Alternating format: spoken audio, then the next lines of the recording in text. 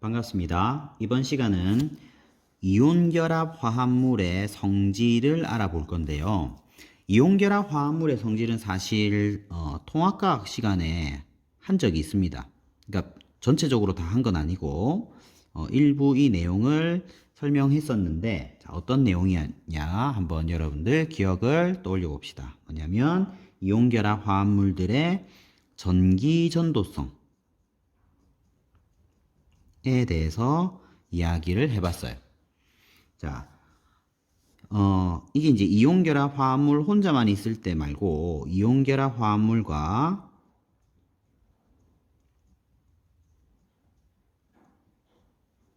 그리고 공유결합 물질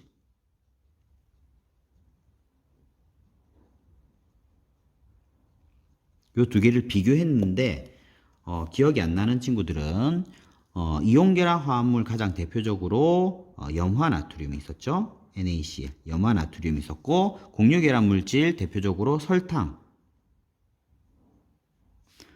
자, 이 물질들의 고체일 때와 수용액일 때, 물에 녹였을 때, 그러니까 소금물과 설탕물의 전기전도성 뭐 이런 거에 대해서 이야기를 했었는데요. 자, 기억을 떠올려 봅시다. 이온결합 화합물 고체일 때, 소금이 고체일 때, 고체 소금은 전기전도성이 있다 없다? 없었다. 전기 안 통한다. 설탕, 고체 설탕, 전기 안 통한다. 자, 근데 소금물은 전기 통한다 안 통한다? 전기 통한다. 설탕물은 전기 통한다 안 통한다? 안 통한다. 이런 내용들이 있었어요. 그러면 여기에서 자, 이 결과의 이유까지 한번 기억을 떠올려 봅시다. 일단 설탕 같은 경우에는 고체든 수용액이든 전기가 통하지 않는다. 왜 통하지 않았냐? 전기가 통하려면 조건이 전하를 띤 입자가 일정한 방향으로 이동할 수 있어야 되는데 설탕 같은 경우에는 분자라서 정기적으로 중성, 즉 전하를 띤 입자가 없다. 그래서 고체든 수용액이든 전기가 통하지 않는다. 자, 그런데 염화나트륨의 경우에는 전하를 띤 입자가 있죠. 전하를 띤 입자가 있는데도 고체일 때 왜 전기가 통하지 않느냐? 전기전도성이 없느냐? 자, 전하를 띤 입자인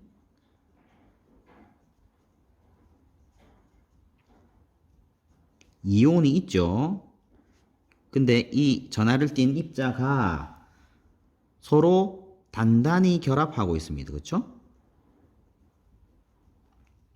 그러다 보니까 이동을 할 수 없다. 이동이 안 되니까 전기가 안 통한다. 그랬습니다. 자, 그런데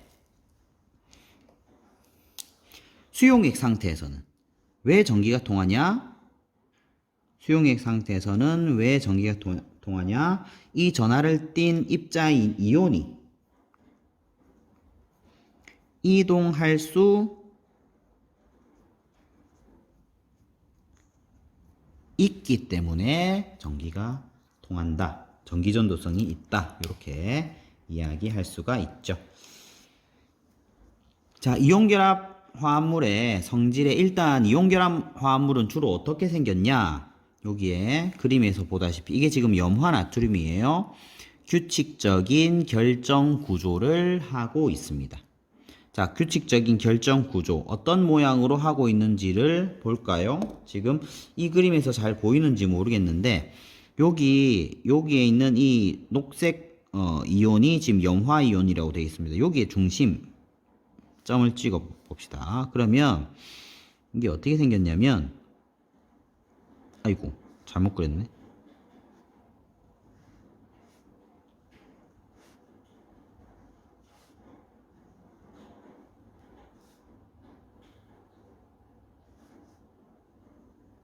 요런 식으로 생긴 거예요. 그러니까 정육면체를 지금 이렇게 나타낸 건데 이렇게 되어 있습니다. 그리고 나트륨 이온이 지금 노란색 작은 공, 염화 이온이 연두색 좀 큰 공인데 이게 지금 노란색, 초록색, 노란색, 초록색 이런 식으로 노란색, 초록색, 노란색, 초록색 몇 대 몇으로 지금 배열이 되어 있나요? 1대 1의 개수비로 지금 결합이 되어 있습니다. 이런 구조를 하고 있고 이온결합 화합물 성질을 알아보는 실험을 지금 여기 세 가지가 나와 있는데 이 내용이 이제 통합과학에 있었던 내용이에요. 자, 염화나트륨 고체 상태에서 여기 불이 안 들어왔죠. 불이 안 들어왔다. 여기 불이 안 들어왔다. 전구에 불이 안 들어왔다. 근데 여기에 소금물에서는 불이 들어왔다. 불이 들어왔다. 이걸 보고 뭘 알 수 있는 거죠? 고체 상태와 수용액 상태에서 염화나트륨의 전기전도성. 고체 상태에서는 전기전도성이 없다. 수용액 상태에서는 전기전도성이 있다. 이렇게 정리할 수 있습니다. 자, 요 경우는 염화나트륨 결정을 망치로 두드려 보자. 사실 이거는 안 해봐도 여러분들 그 굵은 소금 있죠. 굵은 소금 같은 경우에 그게 염화나트륨 결정이라고 보면 돼요. 그거 숟가락이나 아니면 젓가락 같은 걸로 쿵 눌렀을 때 어때요? 잘 부스러지죠. 자, 망치로 두드린다면 훨씬 더 잘 부스러지겠죠. 그래서 두드리면 잘 부서진다. 요런 것도 성질입니다. 이온결합 화합물의 성질이에요. 자, 그래서 정리를 해보도록 하겠습니다. 자, 이온결합 화합물의 성질. 자, 이온결합 화합물들은 자, 첫 번째 성질. 외부에서 힘을 가하면 쉽게 쪼개지거나 부서지게 됩니다. 요게 성질이야. 왜 그러냐? 밑에 그림으로 설명이 되어 있습니다. 자, 요게 지금 이온결합 화합물이라고 보면 돼요. 자, 근데 이쪽에 전체적으로 똑같은 힘을 준 게 아니고 어느 한쪽으로 힘을 줬어요. 그랬더니 사실 이거는 이제 이온이니까 크기가 엄청 작겠죠. 자, 이렇게 엄청 크기가 작은 상태에서 한쪽에 이제 힘을 주게 되면 살짝만 미끄러지게 되면 지금 어때요? 여기에서는 플러스 마이너스가 서로 딱 붙어 있죠. 플러스 마이너스끼리는 서로 인력이 작용하고 있는 상태입니다. 요게 이온결합 물질이 가지는 그 이온 결합력이라고 생각하면 돼요. 그런데 요게 살짝만 미끄러지게 되면 마이너스 마이너스 음이온끼리 또는 양이온끼리 어때요? 서로 밀어내겠죠. 밀어내는 반발력 때문에 요렇게 떨어진다. 이러다 보니까 힘을 약간만 똑바로 주는 게 아니고 살짝만 비틀어 주게 되면 금방 부서진다. 요렇게 정리할 수 있습니다. 자, 두 번째 성질 가볼까요? 두 번째 성질은 이게 이제 통합과학에서 나왔었던 내용인데 자, 성질 2-1이라고 할까요? 고체 상태에서는 이온들이 자유롭게 이동하지 못하기 때문에 전기전도성이 없다. 그런데 얘를 물에 녹이게 되면 지금 이게 녹인 모습이에요. 염화나트륨이 있는데 얘를 물에 녹였어요. 물 분자가 지금 이런 모양을 하고 있어요. 물 분자가 이 나트륨 이온을 어떻게 감쌌죠. 물 분자가 이렇게 감싸는 현상을 뭐라고 하냐? 물 분자로 둘러싸는 이 현상을 수화라고 합니다. 물 숫자를 써가지고 수화라고 해요. 자, 그래서 이제 이동할 수 있게 된다. 자유로운 이동이 가능해지게 된다. 그래서 2-2 수용액 상태에서는 전기전도성을 나타낸다. 이렇게 정리할 수 있습니다.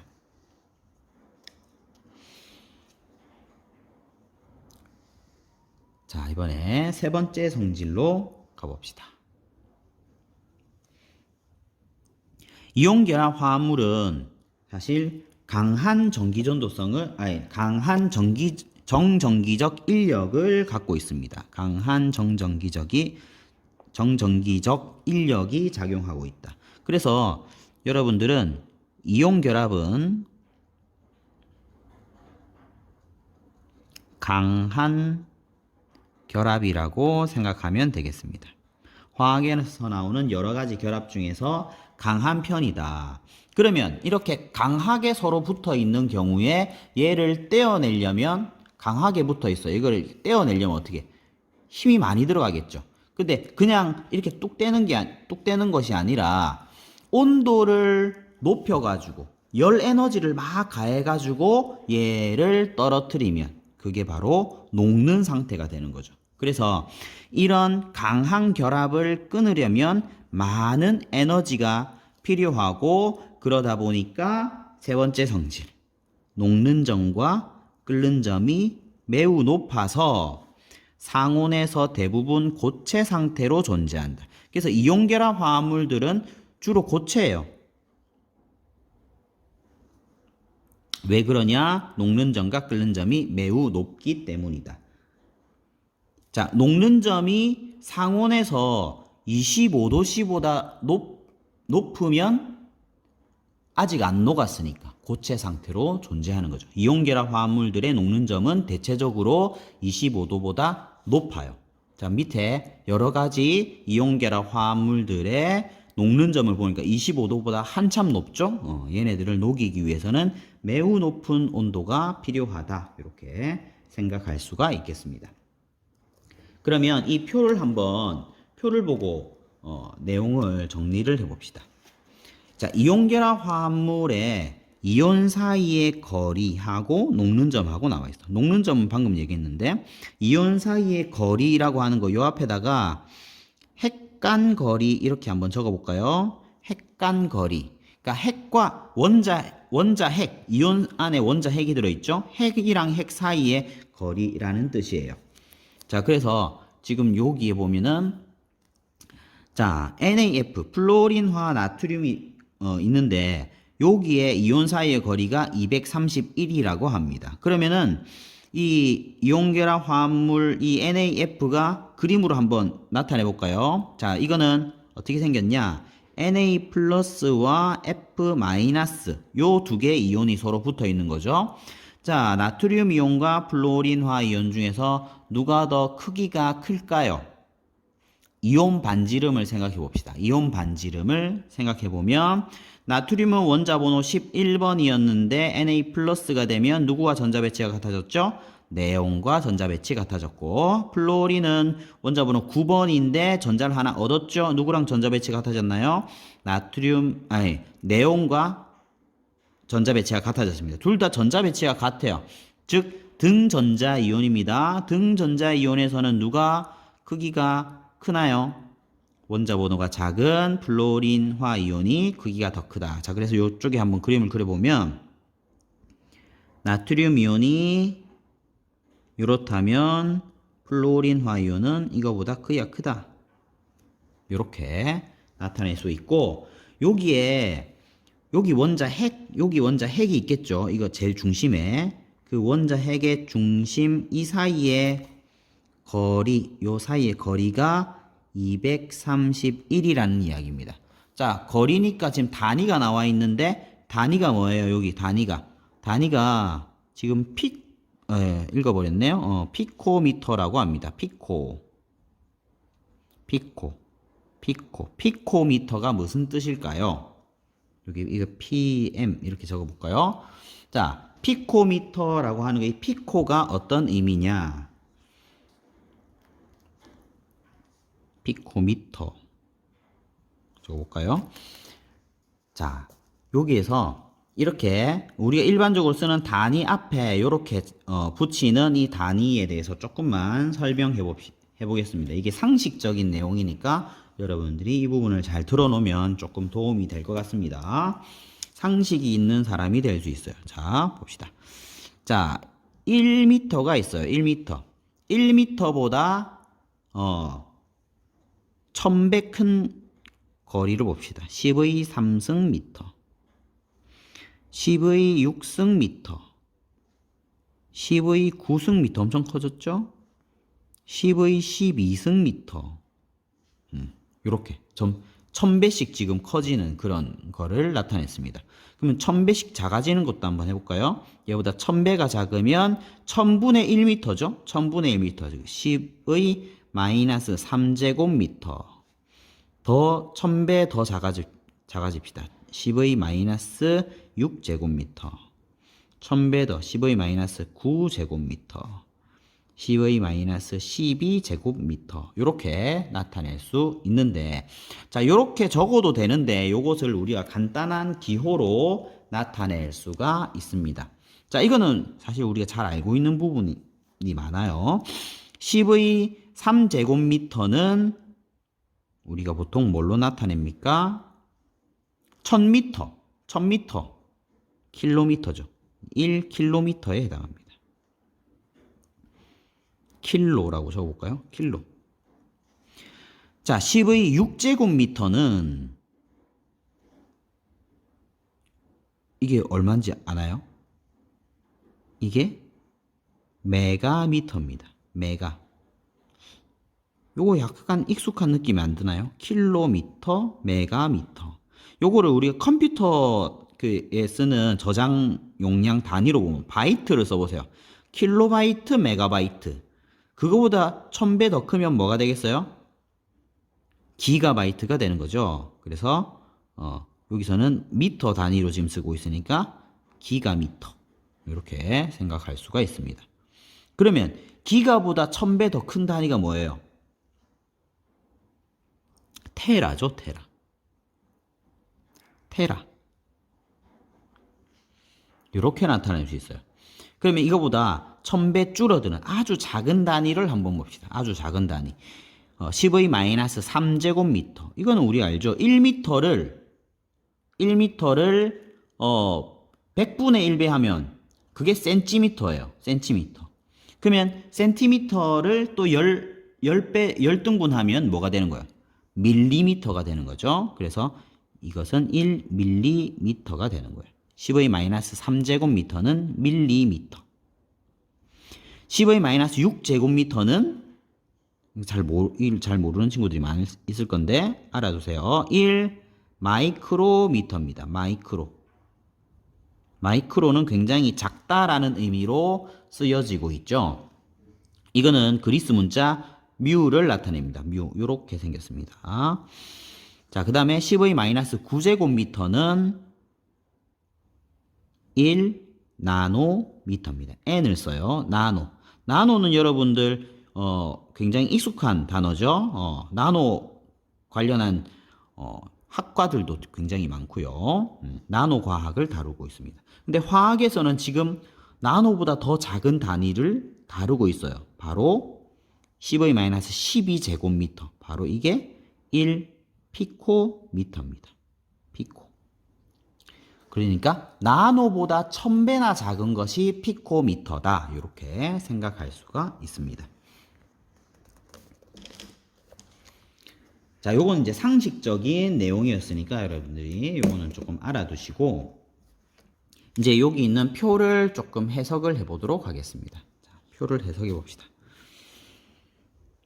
자, 여기 NaF가 있고 KF가 있고 RBF가 있습니다. 이건 루비디움 이온이고요. 이게 칼륨 이온, 나트륨 이온. 자, 여기 플로린화 이온은 공통적으로 있습니다. 공통적으로 플로린화 이온이 있고 나트륨 이온, 칼륨 이온, 루비디움 이온이 무슨 관계인가요? 얘네들은 자, 이 무슨 관계인지 모르는 친구들은 여러분 이렇게 80 몇 페이지더라? 주기율표가 나와 있는 게 있었는데 84페이지입니다. 84페이지를 한번 볼까요? 자, 여기를 보시면 나트륨, 칼륨, 루비디움. 자, 알칼리 금속이죠. 알칼리 금속. 자, 나트륨, 칼륨, 루비디움으로 갈수록 전자껍질이 점점 어떻게 돼? 전자껍질 수가 증가하게 되죠. 그러면 크기가 어떻게 되겠어요? 점점 커질 겁니다. 그렇죠? 자, 그래서 여기서 나트륨 이온에 비해서 칼륨 이온이 더 크기가 크고 루비디움 이온이 더 크기가 커요. 그러니까 핵 간 거리가 점점 어떻게 되겠어요?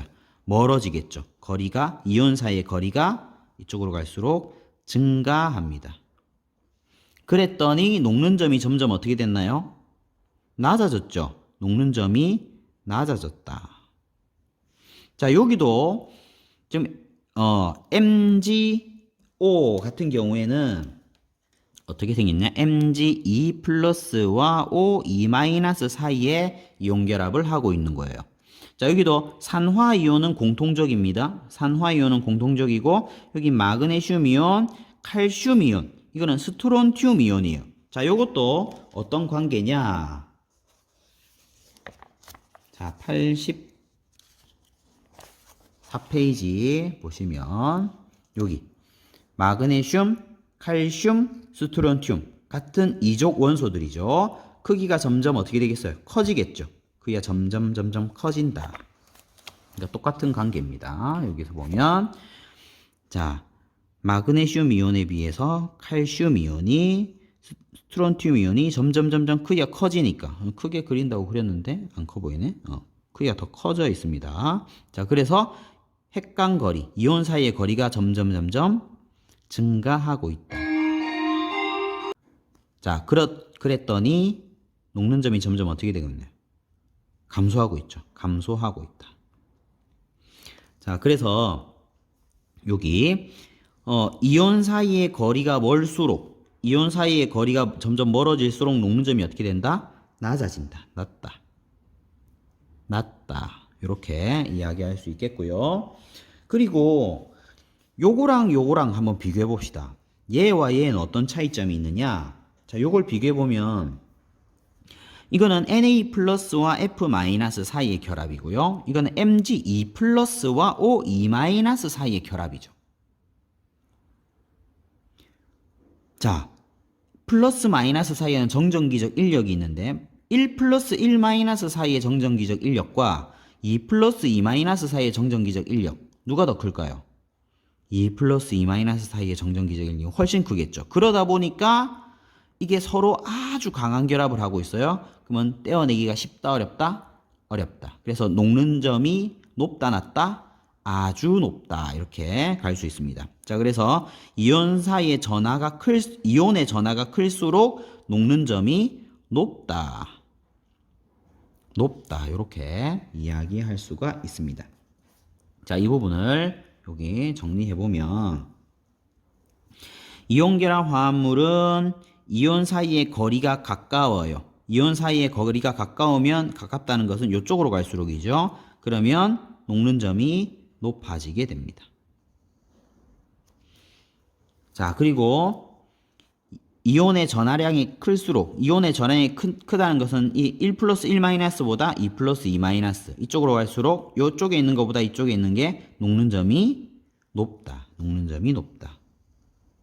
자, 왜 높냐? 아까 이야기했는데, 자, 이온 사이의 결합은 정전기적 인력이에요.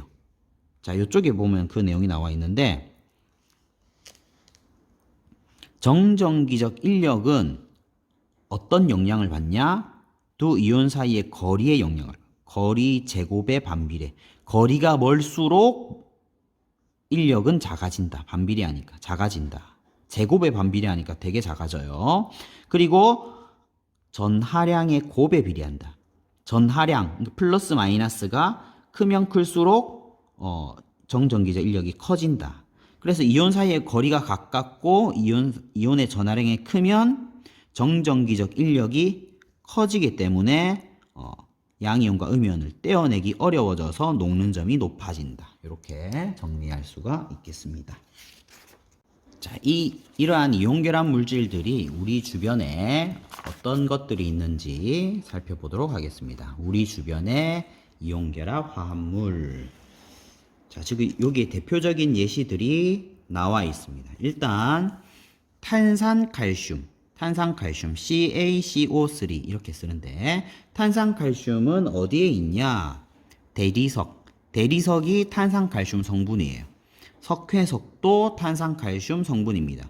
석회석을 변성시키면 대리석이 되는 거죠. 자, 이 석회석은 또 시멘트의 원료로 이용되고 있습니다. 자, 그 다음 가장 사실 대표적이라고 할 수 있는 것은 염화나트륨이죠. 염화나트륨은 소금에 들어있다. 자, 그리고 이것도 중요한 이온결합 화합물인데 염화칼슘 CaCl2. 자, CaCl2 염화칼슘. 사실 부산에서는 잘 안 보이는데 제설제로 굉장히 많이 이용되고 있고 서울 쪽이나 중부지방 쪽에서는 염화칼슘이 제설제다. 상식적인 거예요. 그 다음에 우리가 물 먹는 하마 같은 거, 습기 제거제로 이용하는 거 바로 염화칼슘입니다. 그리고 탄산수소 나트륨, NaHCO3. 탄산수소 나트륨은 베이킹 파우더 아니면 소다, 식소다. 이렇게 탄산수소 나트륨에 해당합니다. 자, 그 다음에 이건 조금 여러분 잘 모르는 부분일 수도 있는데 황산칼슘 CaSO4 같은 경우에는 석고가 황산칼슘으로 되어 있고요. 그 다음에 염화마그네슘은 두부 만들 때 넣는 간수가 염화마그네슘 수용액이 됩니다. 그리고 염화칼륨은 링거액에 들어있습니다. 자, 이렇게 우리 주변에 있는 이온계라 화합물을 살펴봤습니다.